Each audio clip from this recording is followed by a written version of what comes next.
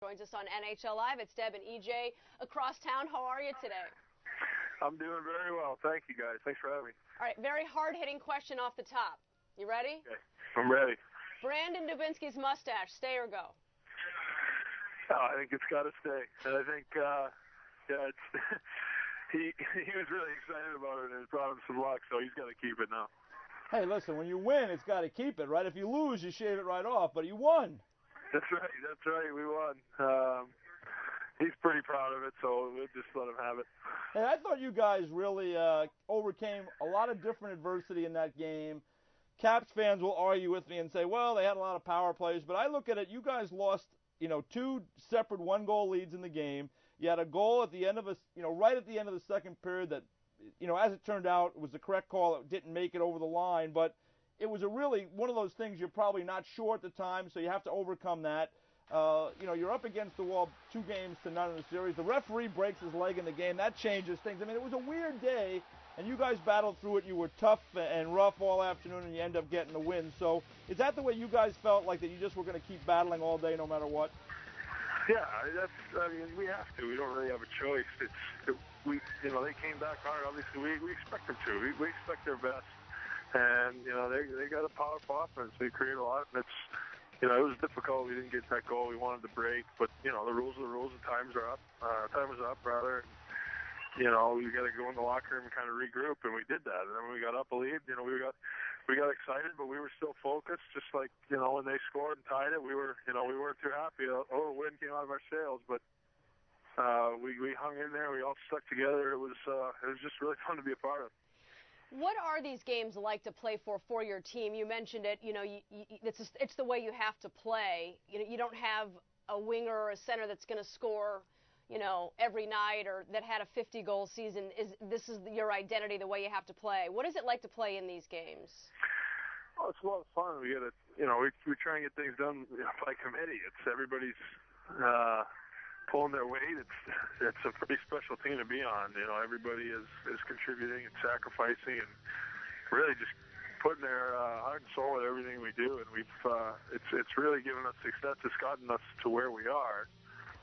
It's not really by any means easy, but it's a pretty satisfying way to do things, especially when we're winning. And just personally, it's just a ton of fun. I'm really I'm lucky to be a part of this team. Hey, you had a bunch of shots on goal in the game 3 win, and you were around the net a lot, so much so that Bruce Boudreau brought you up by name in his post-game presser. Was that the idea going in, that you're a big body, you got to get to the net and create trouble in there? Yeah, that's what I have to do. I'm not really gonna have any too many highlight reel goals. I don't think. I just want to get to scoring areas where I can hopefully put in a rebound or cause a screen just to create some confusion, especially for their D, which has been they've been giving us a tough time, especially in the first 2 games of getting chances and getting pucks to the net. And, their goalies played really well, so we kind of want to disrupt that. And that's been our goal for the whole series. But I thought as a club we definitely did a good job of that last night. Well, your team had a lot of success during the regular season against the Capitals. You scored a ton of goals on them. You had 3 multi-point games against the Caps during the regular season. Have the first 3 games in some ways played out the way you thought they would?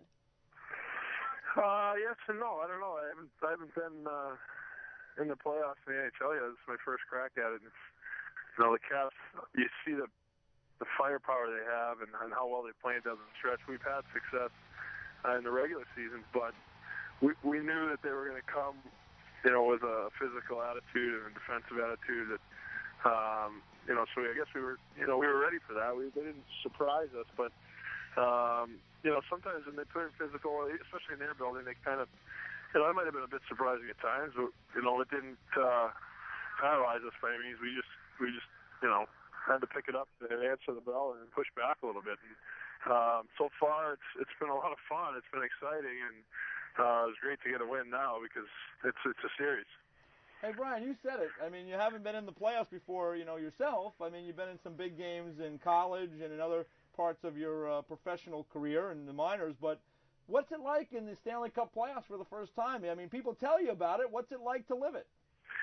Yeah, it's hard to really explain. there was seeing the towels last night, especially at the Garden and the fans and just the buzz in the city right now. It seems like every game is just getting more and more intense. It's honestly the most fun I've had playing the game, and it's I've been playing the game my whole life pretty much, so it's really just I'm really fortunate in the position that I'm in to be able to do this, and it's I'm real thankful for that. Last thing for me, let's talk about your coach, John Tortorella. I know the players see a different side of him than we see, than fans see, than certainly writers and reporters sometimes see. What's your take on playing for John? Well, Torts is, he's hard on his guys, but he's very fair. He demands everybody to work as hard as they can, and it's, for me, it's really turned me into a better player for sure. He's given me a chance to play here along with the whole staff, and I mean, I just, I think he's a great coach. He's helped us so much along the way in handling, everything from nice things to media things, and what he's done with our team, especially through injuries and stuff like that, just the attitude he's kept us with and kept us in line the right way. It's, I'm fortunate to be able to play for him. Brian, speaking of being kept in line, I mean, your house, that must have been crazy growing up. What is it, 12 brothers and sisters you had? Yeah, that's right. How do you get tickets for everybody? Well, if you ask the guys on the team, I can get a little annoying at times asking to borrow some tickets, but no, it's a lot of fun. They enjoy it. They have fun. When we go to Boston, it's a bit of a circus. But it's nice being in New York. My folks come down quite a bit, and I think everybody's been down, except for maybe one or two of my siblings with kids. But they've had a lot of fun. I've had a lot of fun being able to hang out with them, and they come see the games. It's great. You're somewhere in the middle. I mean, who's your oldest sibling and who's the youngest? What's the age range? I'm 7th. Jennifer's the oldest. She's 36. She has 7 kids. And Andrew is the youngest. He's 13. My sister Michelle's 34, I believe. She has 8 kids. Wow. Andrew's 13. He doesn't have any kids yet, does he? No. Good. No, those are the only 2. Okay. Well, now you're 6'7", 240. Are you the biggest of the 13? Yeah, I'm biggest. My little brother Timmy just grew. He's about 6'2" now. He's second in line. So I don't know where I got my height from, but I'm not complaining by any means. All right, well, if you win the Stanley Cup, I got to give you 3 days with it, all right? Yeah, they should.